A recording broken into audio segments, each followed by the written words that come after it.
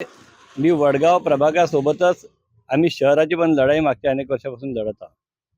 कारण की भाजप सत्तेमध्ये असताना प्रगती झाली, खूप प्रगती झाली, पण ती प्रगती भ्रष्ट आणि घोटाळेबाज सत्ताधाऱ्यांची झाली आणि कोट्यवधी रुपयांची त्यांची प्रगती झाली, संपत्तीमध्ये वाढ झाली. शहराची, वडगाव प्रभागाची मात्र अधोगती झाली. सफाई कामगार कमी केले, 6-6 महिने नाल्या साफ होत नाही, 10-10, 20-20 मीटरवर खड्डे आहेत. खड्डे, धूळ, त्यामुळे दम्याचा त्रास, श्वसनाचे आजार, मानेचे मणक्याचे त्रास, अशा अनेक समस्या आहेत.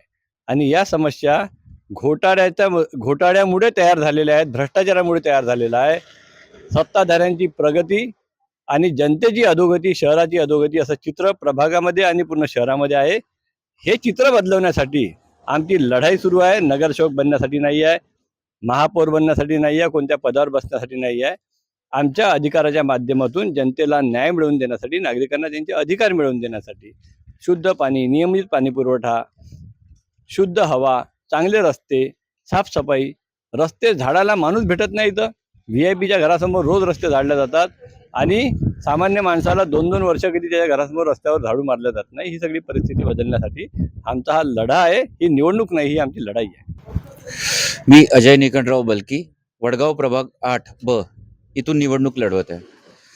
आम्ही निवडणुकीचा प्रचार करत असताना आज आम्ही हवेली गार्डन या परिसरात आलेलो आहे. इथे आम्हाला इतक्या समस्या लोकांच्या दिसून राहिल्या आहे की एक प्रकारे नालीचं सगळ्यात जास्त इथे समस्या आहे. लोक त्याच्यामुळे त्रस्त आहे.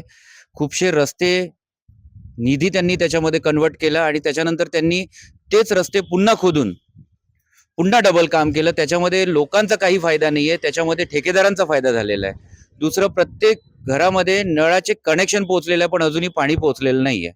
तर या सगळ्या गोष्टींना आळा घालण्यासाठी आम्ही एक प्रामाणिकपणे काम करण्याच्या दृष्टिकोनातून ही निवडणूक लढवत आहोत आणि त्याच्या मागे आमचा एक प्रामाणिक हेतू आहे की लोकांची कामं झाली पाहिजे, ठेकेदारांची किंवा कोणाची त्या गोष्टींना आळा घालण्यात येईल, बस एवढीच आमची एक अपेक्षा आहे त्याच्या मागे. माझं नाव मनीषा बोबडे आहे. आज जे आपल्या चंद्रपूरमध्ये सगळीकडे जे गार्डन केलेले आहेत, आज गार्डनची इतकी अवस्था बेकार आहे की फक्त गार्डन उभारले आहे, पण ते गार्डनमध्ये साफसफाई करणारे कुणी आहे नाही.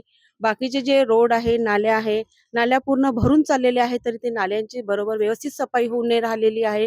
पूर्ण पाणी साचलेलं आहे.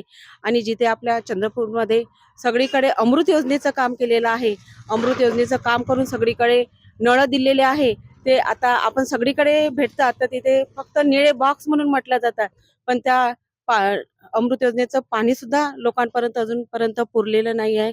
ह्या आपल्या वडगाव प्रभागातल्या का चंद्रपुरातल्या सगळ्या समस्या आहेत. नमस्कार, मी प्रतीक्षा शेरगुडे, वडगाव प्रभाग क्रमांक 8